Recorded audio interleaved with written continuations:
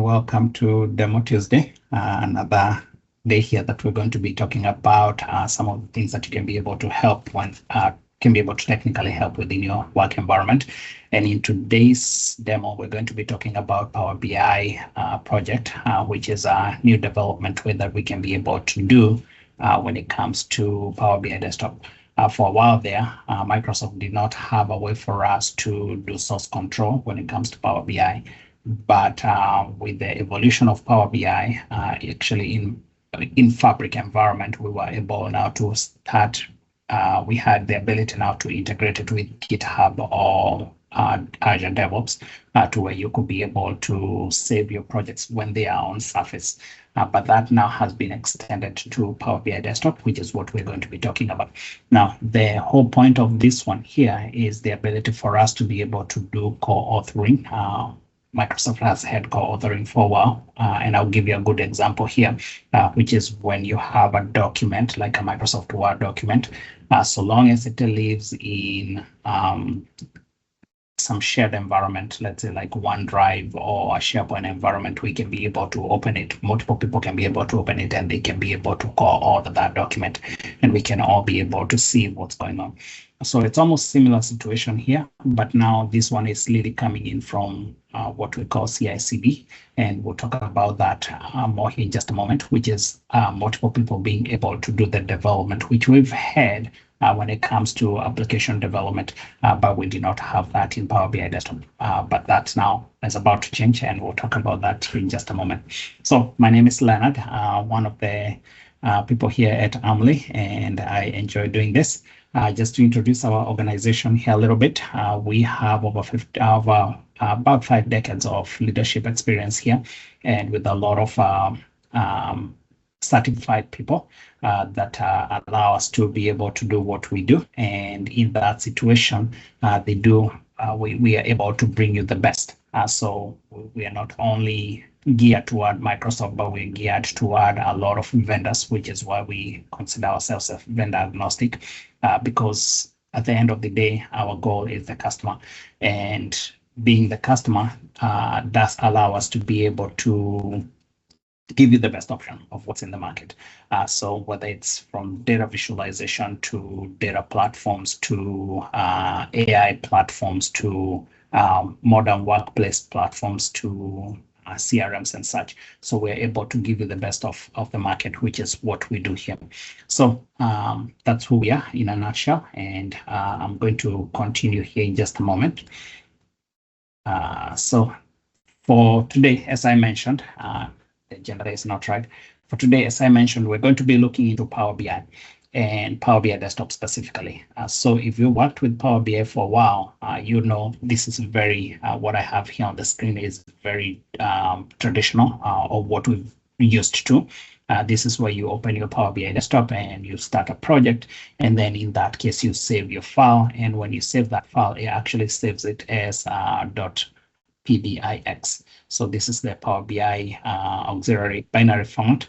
And it does allow you to, if you look at that file, it has a lot in it. You have your data model in it, you have your report layouts in it, you have your connections, you have your security, or it's like a single black box environment that you can be able to do everything that you want to do. But the downside of that is being a black box, it can only allow one person to be able to do development at a time. So that file, the PBIX file, it's not called that we cannot be able to do development. Like I cannot even be able to do source control on it. So just being able to do source control, the way we would do that is you save, and then if you want help from another developer or for one of your coworkers, you send the PBIX file to them, and then they can continue the work. And then so it just becomes cumbersome for us to be able to keep up on the changes, be able to keep up on who's developing what, and then it becomes very siloed, which is what we are trying to change here. Now, that file there, if you've ever explored it a little bit, it's actually just a zip file. So it's a combination. It's multiple files that are brought together and bundled. So if you actually change that file to .zip, you can actually be able to visualize what's in it. But that's how it was. So now we're trying to get away from that. So we won't dwell too much on that. Now, here comes what we call Power BI project. So this is now where now the development starts from here onward, where we are now saving our files as, and this is going to become standard as we move forward. At this point, it's not the standard, which is why we're introducing you into it. So the Power BI desktop or the Power BI project, this is the new way, because we can be able to do co-authoring. As I mentioned, we can be able to co-author, and by that I mean I can be developing something on the Power BI desktop, not on the Surface. I can be developing something on Power BI desktop, and my co-workers can also be doing the same thing, and we have the same file that we can be able to all be working from. Then one of the things that for that to happen is, of course, you have to have source control, so that we can know if Martin changes something. Let's say, for instance, Martin adds a visual on this Power BI desktop, and then I go ahead and add a page. We are working from the same source, so there has to be ability for us to monitor what's changing when, which is where now the whole source control comes into picture. So you have, and that source control allows us to also have the collaboration, because now me and Martin are working together. So in that scenario, so it does allow you to be able to do authoring, co-authoring, that is, and then collaboration, which is that continuous integration, continuous development, that the CI/CD, and then saving. Once you save the file, you have the ability now to go to the prior version, right? So we can be able to do that because now we have source control on it. And then, of course, being able to manage the content that we have in it, because as I mentioned, it's multiple people that are working on it. Now you have that capability to do that. When the file is saved, instead of now being saved as .pbix, now we save it as PBIP.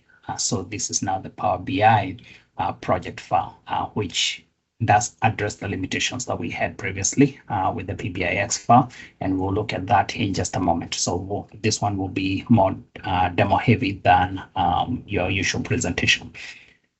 All right, so to make this successful, there's some few things that you have to have in place, and this will be my last slide before we jump into the actual demo. So for you to be successful in developing Power BI in this way, you have, first of all, to have, of course, Power BI Desktop. That does not change because that's your development tool, that's your authoring tool, or that's your dashboard creation, content creation tool, right? So that tool doesn't still change. And the one that you currently have right now would work, but you want to make sure that you do upgrade because upgrade to the newer version, and I'll show you guys why. Because there's some features that you have to turn on that are not turned on by default, and some of them are on preview.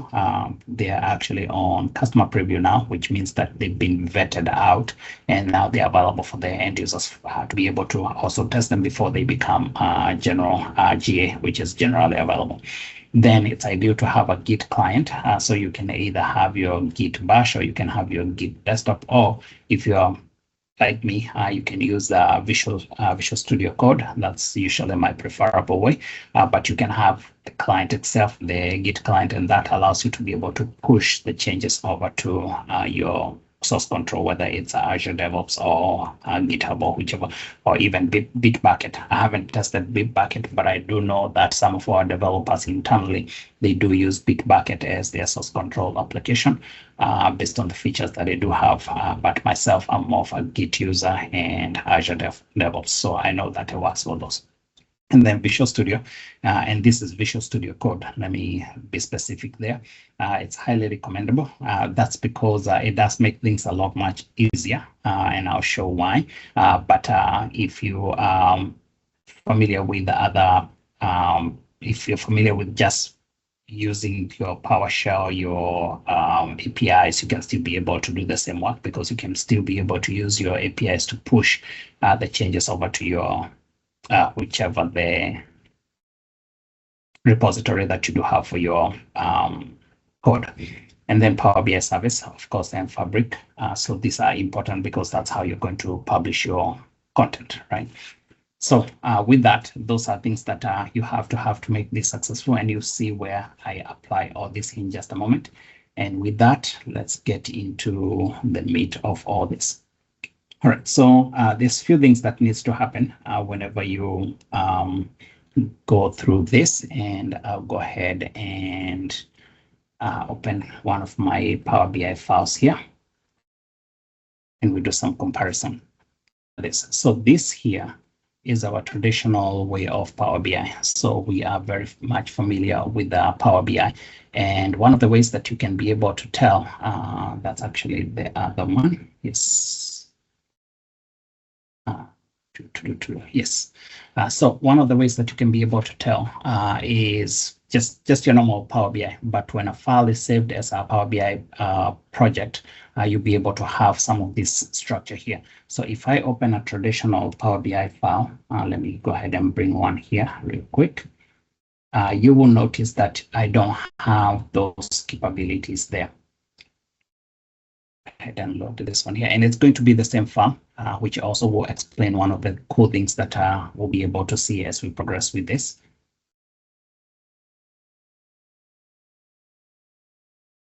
And I like the way now that we have BI and all that good stuff being included as part of the BI piece.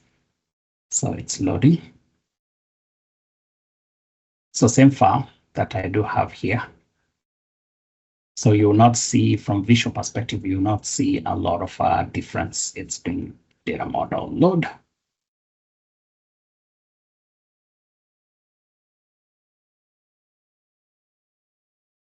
Okay, it's ready. So move it over to this screen here.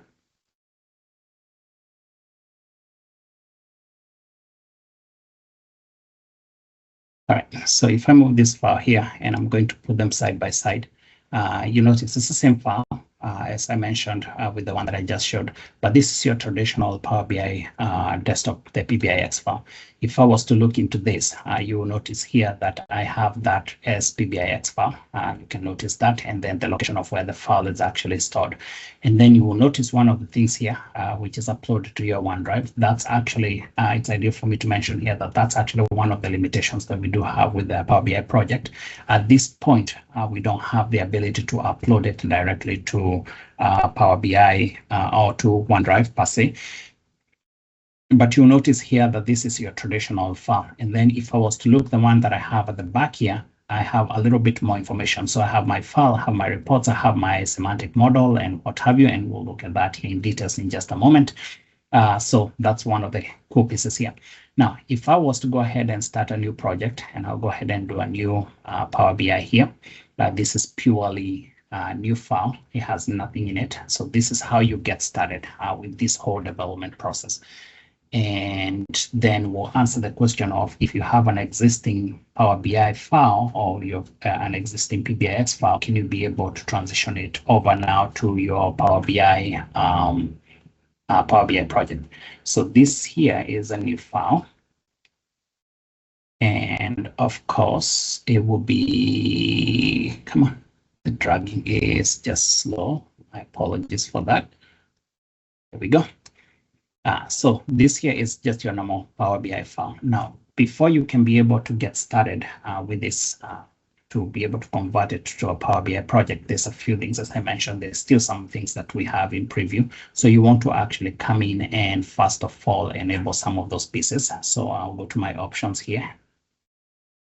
And in my options, there are some preview features. If you're not aware of this, this is where we can actually be able to turn on some of the features that are available in Power BI that are not yet incorporated in general availability.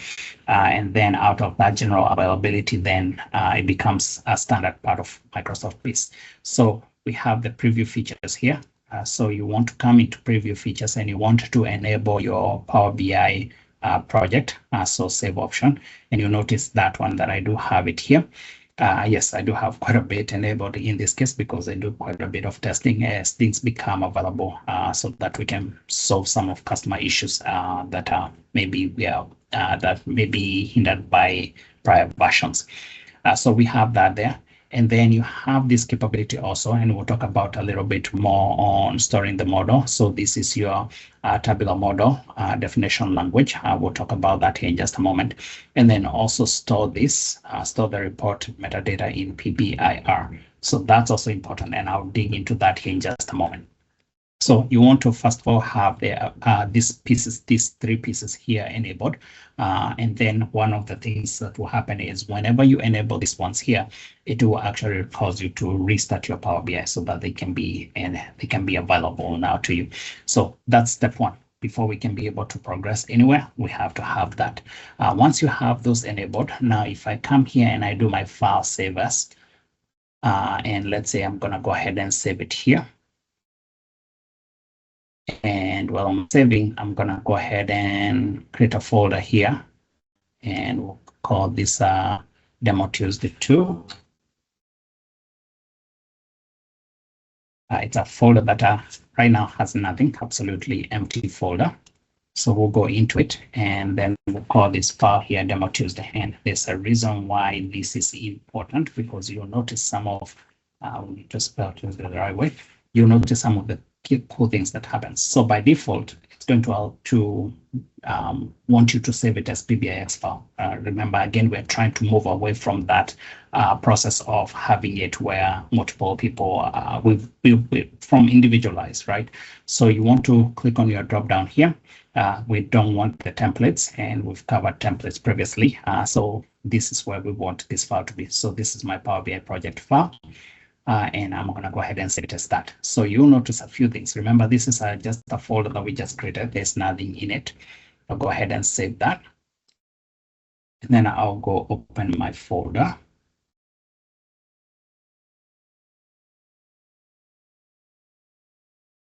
And I'll bring it on this side. So notice here we have our we have our file, we have our report, we have our semantic model, and let's now look at them from the file perspective. So this is the folder that we just created. And out of that folder,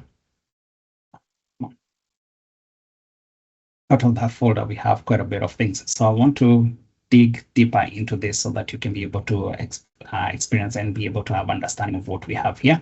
And I'm going to first of all start with this git ignore.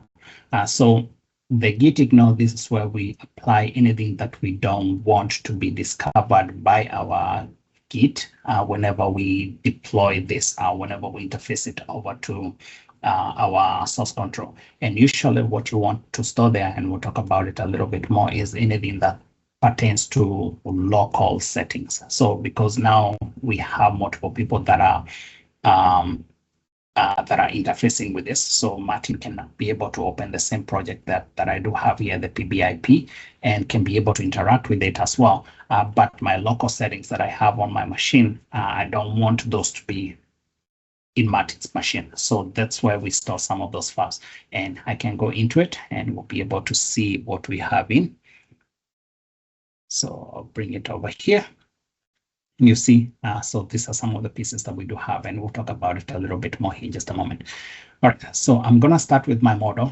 Remember, the whole point about us moving to this project-based or this project-based Power BI is to allow ability to be much more readable, so that now when we interface it with whatever source control that we're using, we can easily be able to identify whatever the changes are, so that when you do the comparison, because remember, that's what the source control does, right?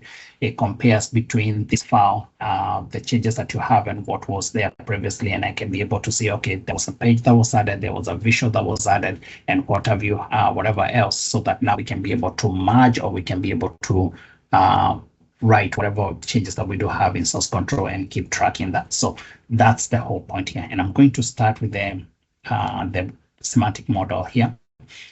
In our semantic model, this is what we do have. So we have our .pbi file, and this is the cache here. You'll notice that that has only 9 KB. So this is your actual, the file extension here is actually Azure. This is actually your data, and I'll get that acronym here in just a moment. So this, whenever you actually bring data into your data model, it's actually going to be stored here. And then you'll notice here that this file will keep growing as you bring in more data in it. And then here is the editor settings. So these are your local settings, and these are some of the files that we do recommend that you have them excluded as part of your Git So that goes into your exclusion file, sending your settings. And if I just jump into it, remember this does not have anything yet. This is purely just file that I just opened. So there's not much in it at the moment.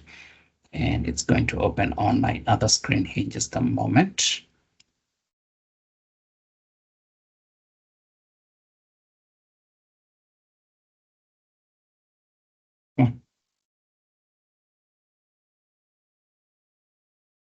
I froze it. Not like that very much. I should have right click and open.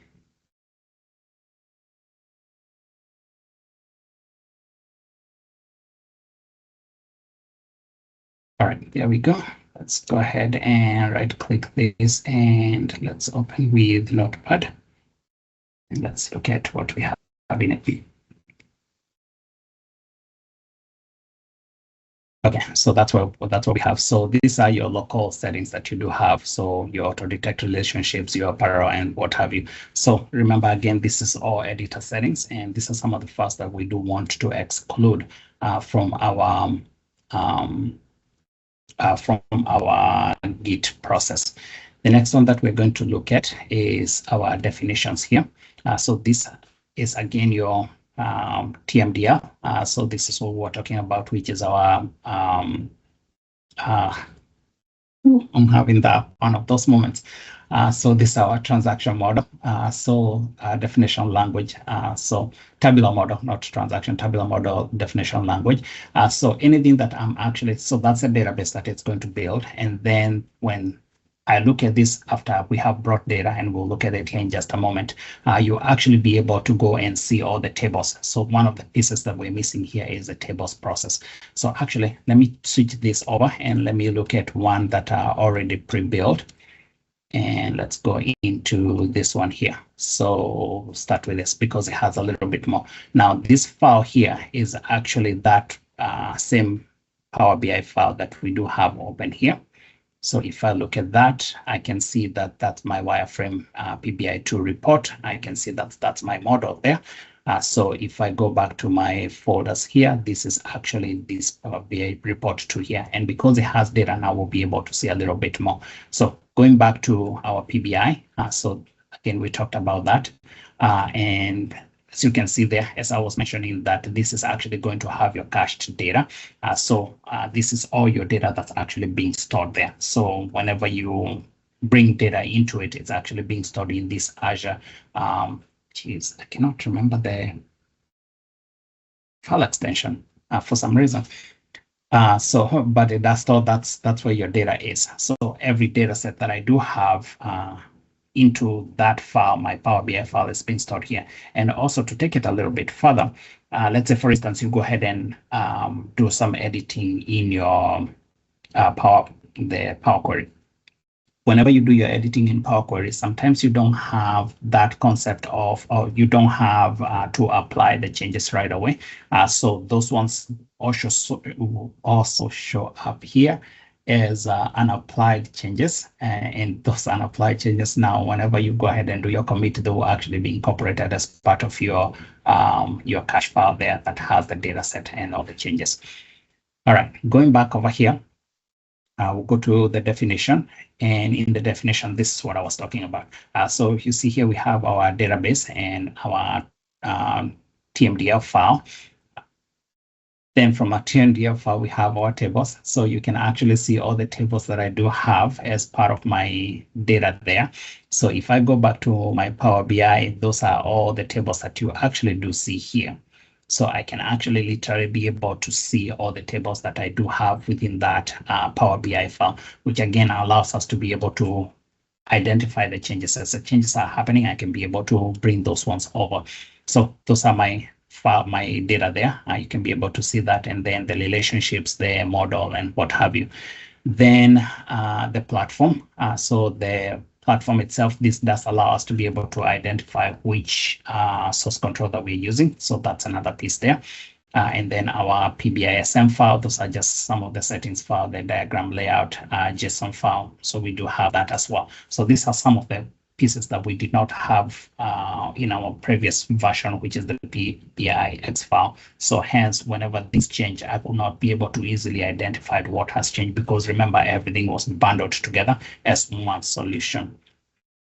All right, moving forward, I'm going to go to the reports now, and I'm going to still use that same file that I do have, which is the PBI2 report, or Power BI report 2. So similar things as what we talked about previously, the .pbi does allow us to have our local settings, and these are some of the pieces that we're going to be excluding whenever we do all the changes that we our local settings. So again, that's a file that will be ignored as well. And then if I go to my definition, so here's the cool thing. So if I go ahead and dive into pages, so I'll start seeing, like for instance, here I do have 3 different pages. Now, if I go open my report here, you notice that I do have 3 different pages, but my page reports here. So this is important here to note. I have wireframe report, page 1, and so forth. And whenever I go ahead and add another page, and let's say I go ahead and save this guy. So I should be able to see now here. There you go. Now we have 4 pages, and I can see that this just got updated. So we can have that. It shows that we have now 4 pages instead of 3. So that's one of the ways that you're keeping track. But now, Leonard, how do you know about all this? How do you know about whatever that, not really all about this, but this GUIDs here? I'll show you guys how to also identify what those ones are. And if I go into it, now I can see that's the page that we just created. It doesn't have much in it, and we can see the time there. But if I go to the prior ones, I can see that does not have anything either. So I can see this one has the visuals. So I can jump into the visuals, and these are all the visuals that are actually in this specific page that we are seeing here. So my page 2, let me close this. This is the prior version. We don't have a lot going here. And it's this one that we just created. So page 1 did not have anything on it. Page 2 doesn't have anything on it, but my report page here, it has all these different visuals that are in it. Now, if I copy this, if I try to copy this, it does not give me that GUID. So I don't really know which visual this is when it comes to me identifying all this here. So you can actually tell Power BI, this is important here, you can actually tell Power BI that I want to be able to identify what this GUID is, so that I can know whenever I'm copying that specific visual, which one I'm copying. And the way you do that is you go back to your Power BI desktop here, and I'm going to go back to my options and my settings. And in my settings, so there's this report settings here that is important as well. And if I scroll at the very bottom, so you have this report object. So copy object name when right-clicked with the report object. So this, by me setting that one to on, that does allow me now to actually be able to know, based on the GUID that I'm seeing here, which that specific report object is. So I can come back, and let's say, for instance, if I click on this and I copy the object name here, so you notice that now we do have that. And let me go ahead and bring in Notepad here, and let's open a new one and paste that. So I can see that that's 7. So that's that GUID there. So I can come back over here and be able to identify that that's my file there. So I can literally be able to see that that's the GUID, not that one. So 7.5 something. It's here somewhere.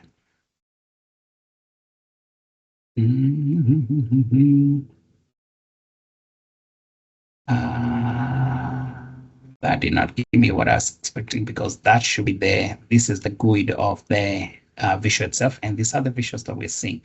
So let me try a different one. The object name. And let's go see what that object name is. So we have to see, and let's see. Interesting. It's not correlating with that. That should be correlating. and the right file. PBI2. I am in PBI2. Yeah, that should be collating. I need to check on that, why that's not collating. So that's a line chart, and you can see it's still, if you open that file, you can actually be able to see what this is. So this here is a line chart. Let me see. This should be the line chart. Let's see what this has real quick. It's this one here. That's my 3.5. It's my F6. Yeah, I'll come back and check on that. But this is how you should be able to tell what that visual is based on the GUIDs that we do have that is visualizing here. So that does allow us to be able to see those visuals as we progress. All right, so moving forward, so those are from the definition perspective. So you have your pages, you have your report JSON, and then your version. So that does allow us to be able to keep that version process going. And then we have our static resources. Those are self-explanatory. So things that are really not changing per se, the registered resource, if you have like data connections and such. So this is where you're going to have those pieces there. And then your platform. And then this is also important here, this PBIR file. So the PBIR file, if I go ahead and open this, and let's open it with Notepad, you'll notice something with it. So this is the same as your initial file. So for me to be able to open this project, I can be able to come and open this report too.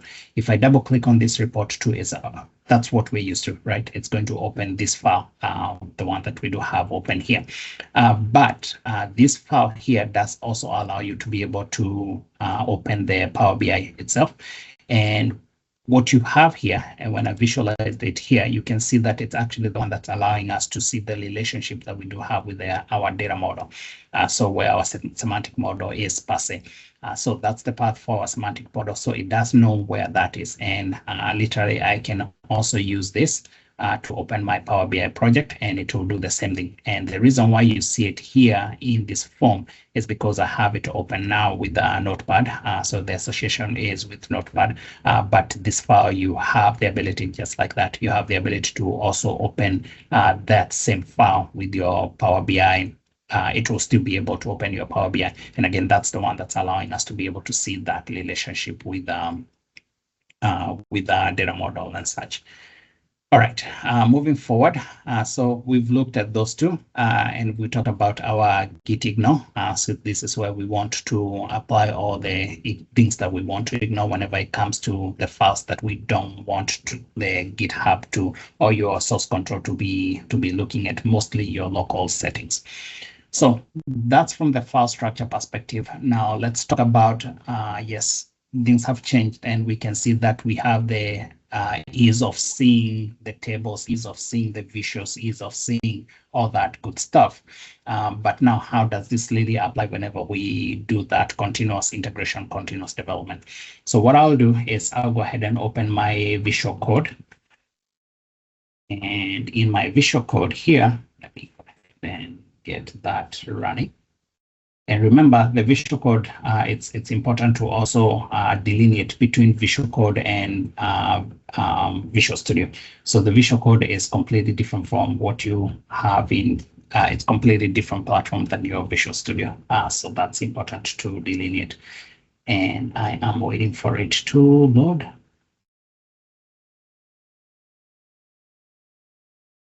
I'll bring it to my other screen.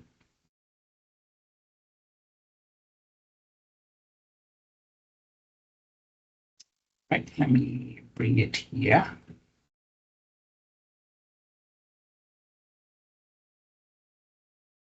All right, so this is your Visual Code, right?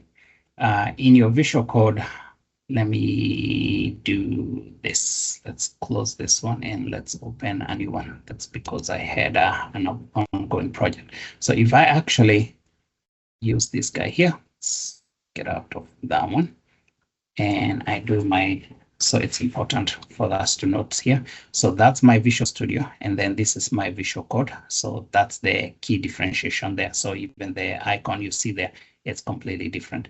So I'll go ahead and open new window.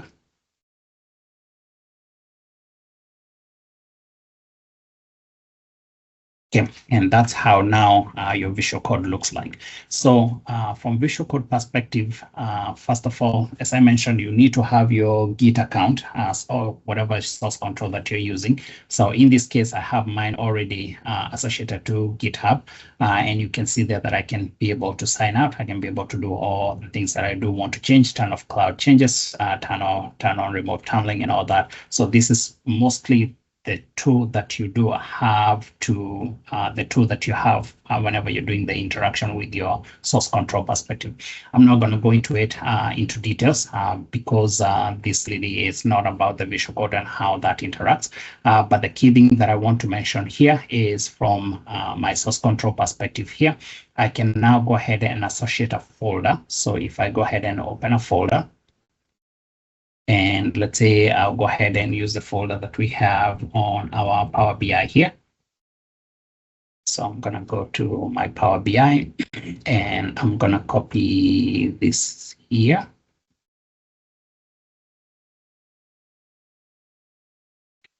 See, that did copy.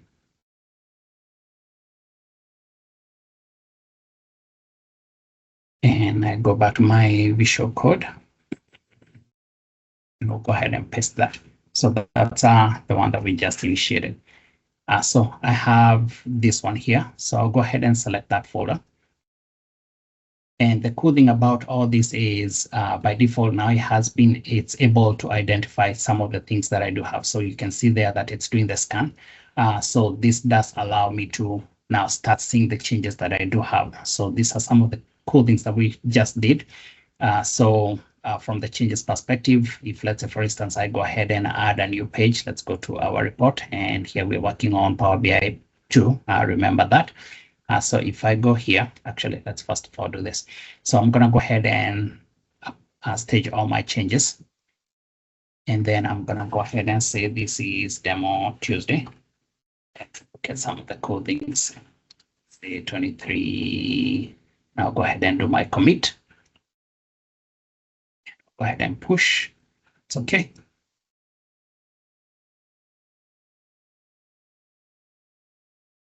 Right, so I don't have anything pending. So now let's go to our Power BI file here. And this is the one we're working on. Let's go ahead and add a new page. And let's call this one Demo Tuesday 2. And let's go ahead and make it fun. So I'm actually going to copy all the visuals that I do have here. And I'll go ahead and put them there. No, I don't want to sync. Then go ahead and save this guy here.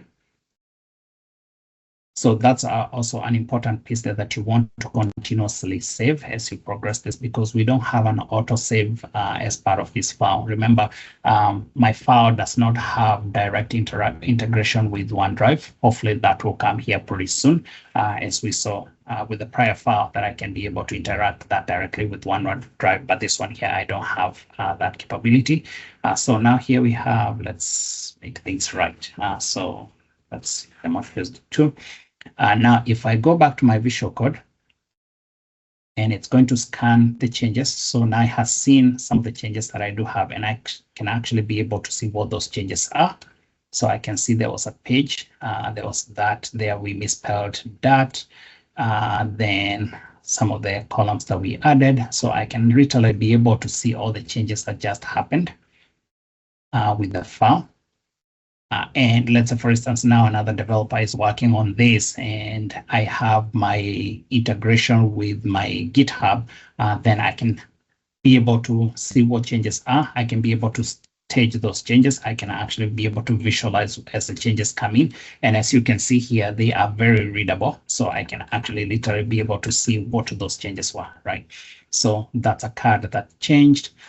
So if we go back and let's say, renamed something. So we're gonna rename this from, let's click on that and let's go to our piece here.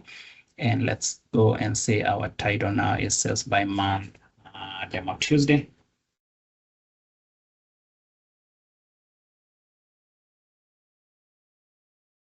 Okay, I think I got that right.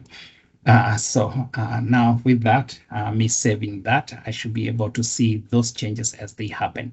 I can come here and it's scanning for the changes. You can see at the very top, it's doing the scan for the changes. And I can be able to see what just happened. So I should be able to see in one of my files here. Let's do that scan.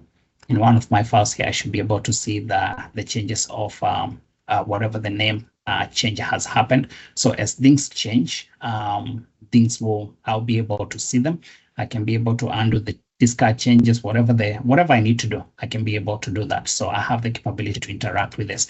And this is, let's do another demo Tuesday, 23, 2, 3, 4, and I'll go ahead and commit. And that's important there. Whenever before you do the commit, if I go ahead and try to, let's first of all state those changes. Let me stage all the changes. So if I try to do a commit without me providing some sort of information, it does require please enter commit message for your message so that the other developer that's working on this can actually be able to see. You can see there the modified file that we were talking about. The developer that's working on this can actually see that what changes were done, right? So Leonard added a new page and applied the visuals. So we have that as part of the message. So I can put the message here, or I can go ahead and put the message directly on my Git there.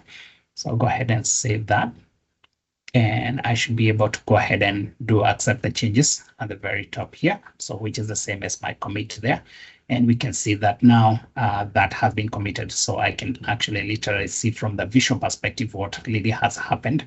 So we're keeping track of the changes as they happen. So that's the original file, the demo Tuesday file, and I can still be able to load whatever the changes were.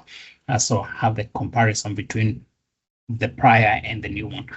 So these are some of the cool things that we do see whenever it comes to that continuous integration, continuous development, because now we can actually tie Power BI desktop directly to a source control, and I can be able to push my changes. I can be able to track what those changes were, and I can be able to revert back changes if I need to. If, let's say, for instance, we wrote something and we needed to pull it back, you can literally be able to pull it back. So because you have your source control now. That's what I wanted to show. The next piece, there's other pieces that we'll be able to continue doing. So I wanted first of all to introduce the Visual Studio Code here so that you can see how you are interacting this, and then also understand the structure of what we have from Power BI project perspective.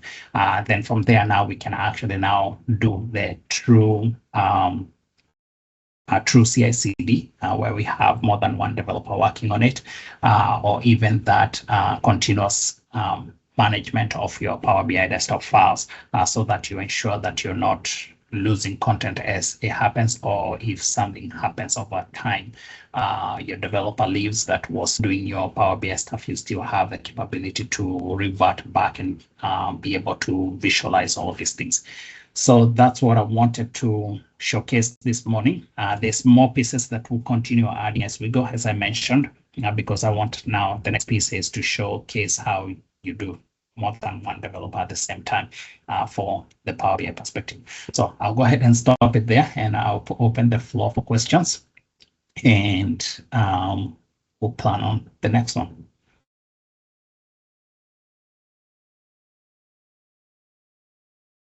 So yeah, so let's talk about if you have any question, don't hesitate to come off mic and we can ask the questions.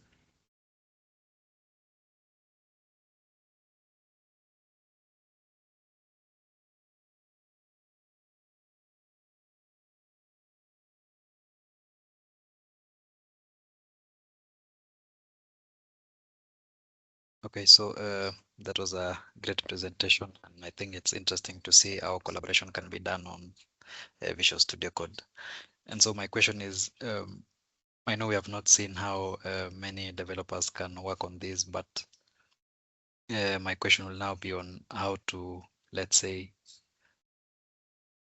solve like merge conflicts. So assuming we have the report and then somebody comes in and does the report or does something that's different, how now are we able to manage conflicts when we are working on this PBIP project? Absolutely, that's a good question, Sammy. So from conflict perspective, yes, and that's one of the cool things about it because they're very now readable, right? So I can go back and literally see what the issue or what was applied by the developer that I want to revert back. And because we're doing the source control, which is where we manage when specific, we can be able to merge branches first of all, or we can be able to, so whatever, let's say for instance, you're doing the development and I'm doing the development and you make your changes, apply them before I apply mine, then you have the ability, because again, you're using GitHub here, you have the ability to determine this file, you have a newer version of what was applied, or you have an older version of what was applied to Sami. Do you want to first of all pull down the changes that are in your source control. And then once you pull down the changes that are in your source control, go ahead and apply those changes to the local copy that you do have so that you can resolve the conflicts and then push back up. So that's one of the processes that you have the capability to do. Okay, thank you. So this is over here. You can see I have the ability to fetch. So I'll be able to pull down. So whatever the changes that has happened, I can pull them down. And then once I resolve whatever the conflict that I have within my local copy, then I can go back and push the changes back up. So that was a good presentation. Yeah, so my question is tied to what Sami has just asked. So, for example, the main aim or the idea behind having a version control like Git, is it targeting only the the collaboration, or maybe working together as developers? Or because I think if maybe you are working on a Power BI project yourself without having any person or co-worker or anybody who is working alongside you, will the GitHub be the best idea, or maybe where to use when you are now doing it alone? Because on the collaboration side, I think it's going to be very essential when it comes to that. So the first one that I do that you did ask there is the collaboration. Yes. So being able to have multiple people work on the same project, then that there becomes important from version control perspective. There also, even if you're working, you're flying solo and you are working on a project by yourself, it's also ideal for us to go this route. Reason for that is sometimes we do make changes in Power BI, or we do make changes in code, any code that we do have out there. And then 3 months down the road, especially when you have a larger project, the customer comes back or the end user comes back and says, can we go back to the version that I had about a month ago, right? So with the ability for you to do source control, that's one of the important things that I think will be important in everything that you do. So for any code that we do have there, and as developers, it's important for us to have some sort of source control or version control, that is, because there's always things that happen. You might lose your code, you might apply something, you might want to apply something, and then you found out that it has performance degradation and you want to go back to prior version prior to troubleshooting. So it's important. I think whether you're doing it alone or you're doing it as a team, I think it's important for all of us to embrace that process of source control.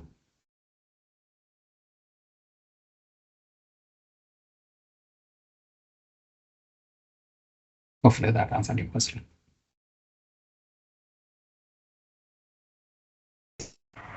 Yeah, absolutely.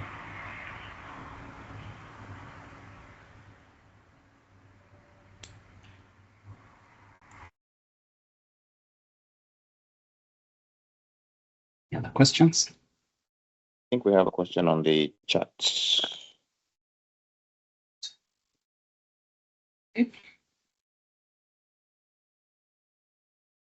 Thank you, Martin. Here's analysis backup file. That's a ABF.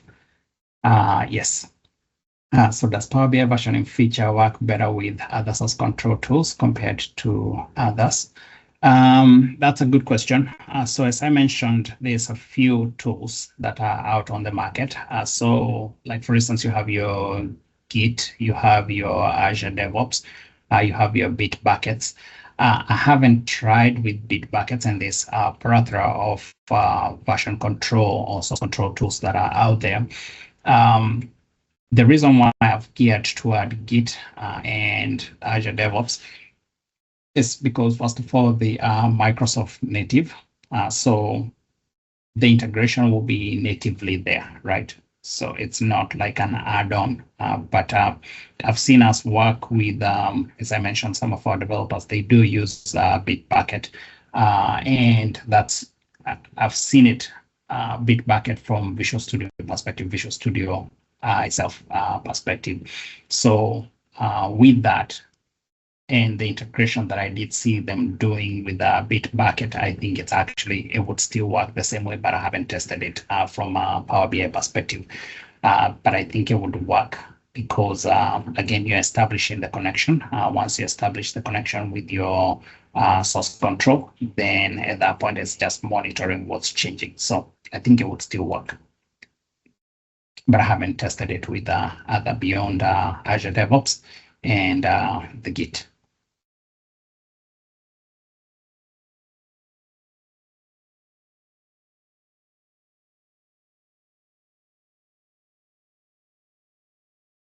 Any other question? Going once? Going twice? And what I wanted to also mention, this actually a piece there that I also wanted to bring up. So we actually did, if you want to get a little bit more information on this, we actually did write a blog about it about 2 weeks ago. So this was now from the recording perspective so that you can see it in action. So this is the same thing. So if you want to get more details on it, so this is actually the same process that we just went through here. But now this is now from a written perspective where you're utilizing whether you want to use the Visual Studio or whether you want to use your GitHub, Git desktop and such, you can be able to do that. And one of the things that we also covered in this article here was the ability to push with PowerShell and Azure DevOps, and also the API piece. I believe we have that as well. So those are some of the cool things that you can still be able to do, which we will look into once we start doing the, once we visualize now from multiple developers perspective. But yes, there's also an article about it that we've written that also guides you through the same process that we just did.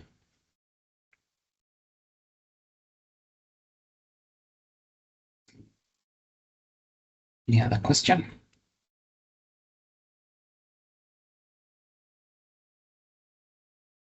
Right, I think we are good. Thank you so much for attending. As always, if you have any questions, don't hesitate to reach us out and we'll be able to help you through your journey through Power BI or data or whichever one. And I believe there's multiple ways that you can be able to reach to us directly from our website or from info, or even call us, and Adam will be able to answer your calls.